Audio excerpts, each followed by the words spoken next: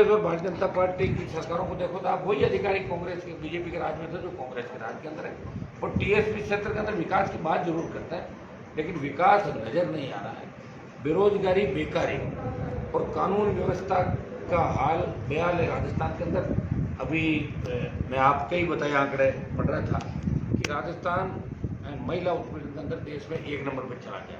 ये दुर्भाग्यपूर्ण बात है कि आज से 15 साल पहले जो राजस्थान 2324 नंबर पर था, वो वसुंधरा गहलोत के गठबंधन से पुलिस का इकबाल खत्म हो गया, थानों में दुष्कर्म की घटनाएं हो रही है, और हमारी बालिकाएं, बालक सुरक्षित नहीं है। 2 साल, 3 साल, 5 साल हैवानियत इस कदर हावी होगी लोगों के ऊपर कि वो छोटे बच्चों को भी शिकार बना रहे। इसके लिए मजबूत सरकार की आवश्यकता राजस्थान के अंदर है। कांग्रेस और भारतीय जनता पार्टी मजबूत शासन राजस्थान में नहीं दे सकती।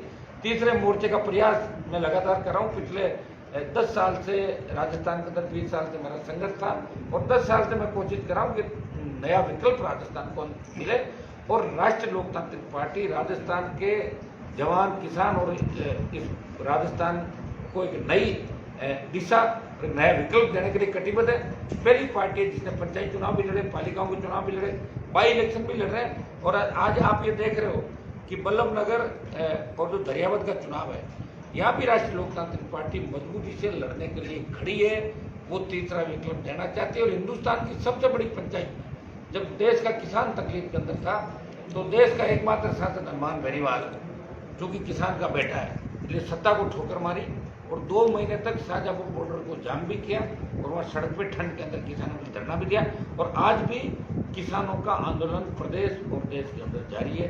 हम एक नई दिशा, नई सोच के साथ राजस्थान में परिवर्तन चाहते हैं। इन मेवाड़ के इलाकों के अंदर सीमेंट कंपनियों की दादागिरी चल रही है। नेता उनके मुनीम बन गए मेवाड़ के अंदर या राजस्थान में, जहाँ भी सीमेंट कंपनियां आई, स्थानीय विधायक सांसद उनके मुनीमगिरी का काम करते हैं। कोई ट्रांसपोर्ट का ठेका ले लेता है, कोई जिप्सम सप्लाई का ले लेता है, कोई दूसरा काम लेके, और वो उन कंपनियों की पैरोकारी इस प्रदेश और देश के अंदर कर रहे हैं। आपकी चाहे आगूचा दरीबा का मामला हो, चाहे यहाँ पे जिंक का मामला हो, यहाँ प्रदूषण जरूर इस इलाके को मिलता है, नहीं तो स्थानीय लोगों को रोजगार मिल रहा है। मैं लोकसभा और विधानसभा के अंदर हमेशा इस मामले को उठाता हूँ कि कानून बने जहाँ किसानों की जमीन अधिकृत और जिस इलाके के अंदर नए उद्योग लगे, भिवाड़ी से लेके चित्तौड़ और तेल के कुआं बाड़मेर के, चाहे भीलवाड़ा हो, इन तमाम क्षेत्रों में जहाँ नए उद्योग लग रहे हैं, वहाँ राजस्थान और देश की सरकार कानून बनाए कि 80% रोजगार स्थानीय नौजवानों को मिलेगा।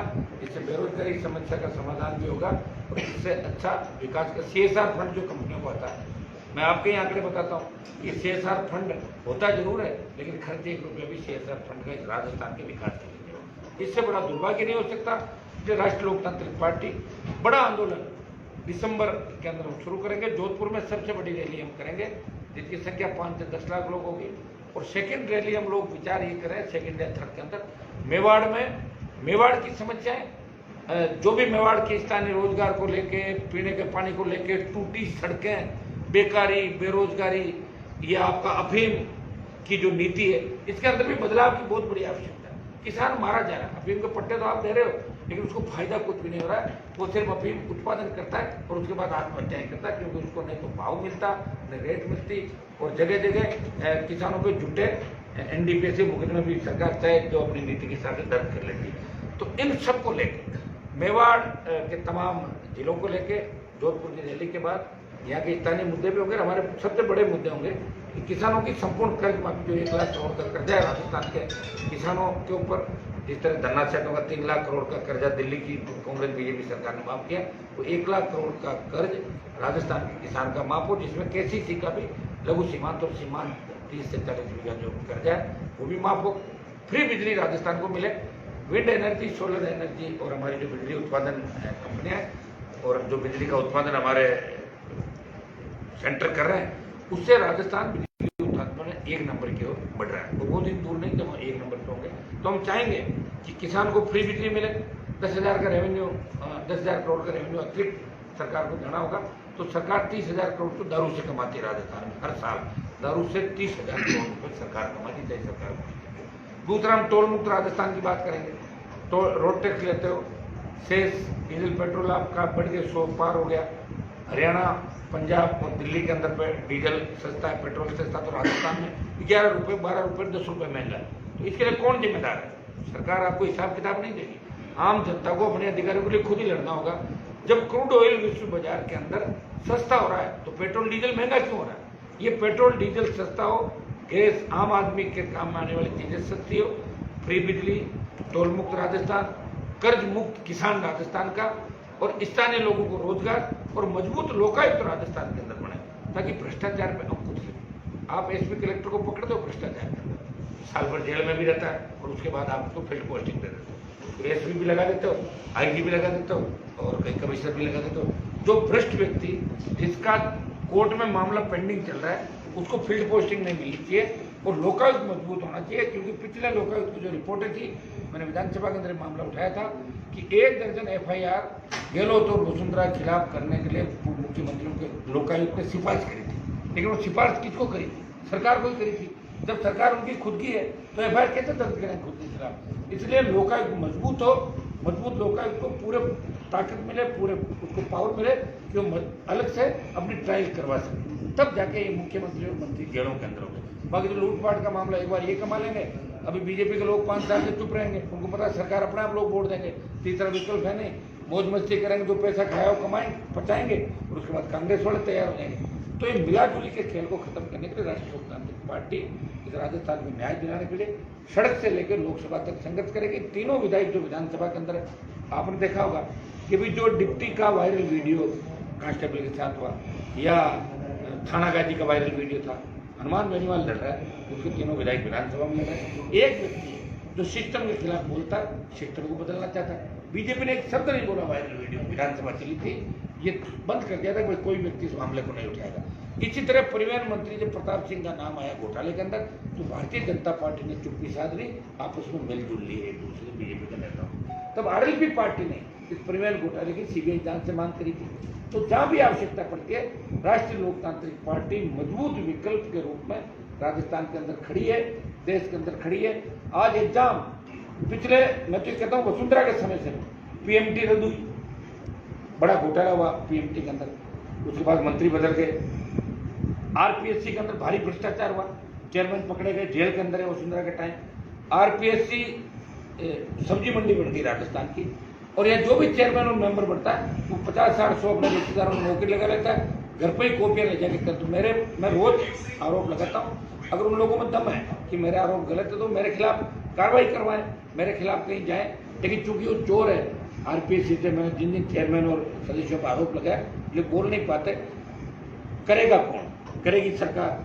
राजस्थान सरकार CBI जांच नहीं देती, हाईकोर्ट के अंदर लोग जाते हैं, CBI में मामले नहीं जाते, और दिल्ली की सरकार भी चुप हो जाती है जब बीजेपी के लोगों का नाम आता है। तो इस सिस्टम को बचाने के लिए नए सिरे से लड़ाई लड़नी होगी। आज हर पेपर लीक हो रहा है राजस्थान के, कोई गारंटी नहीं कि कौन सा एग्जाम सही हुआ। नौकरियां भी लग गई, ज्वाइनिंग भी दे दी, लेकिन उनमें पता नहीं कितने लोग फर्जी ज्वाइनिंग ले चुके हैं और किन किन लोगों ने पेपर आउट कराए। रीट को लेके भी बड़ा बवाल अभी राजस्थान के अंदर हुआ।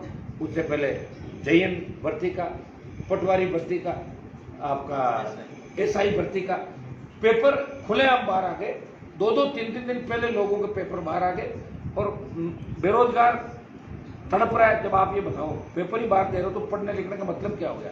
फिर तो घर बैठे नौकरियां लगा दो, भाई इस पार्टी का कार्यकर्ता है या उस नेता का रिश्तेदार, उसको नौकरी दे दो आप।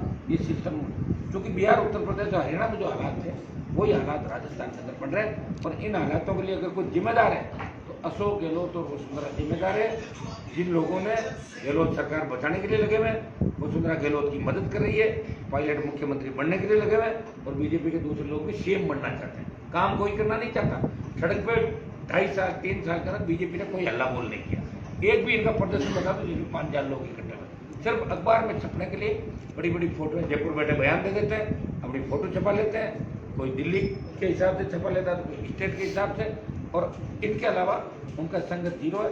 अगर कोई राजस्थान में लड़ता हुआ नजर आएगा वो राष्ट्रीय लोकतांत्रिक पार्टी का जवान और किसान लड़ता हुआ नजर आएगा। बड़ा राजस्थान है, इसका सबसे बड़ा राज्य है, इसलिए खड़ा करने में समय। कई लोग मुझे पूछते हैं कि कब बनेगा तीसरा विकल्प। मेरे हाथ में तो मैं तो बना ही रहा हूँ।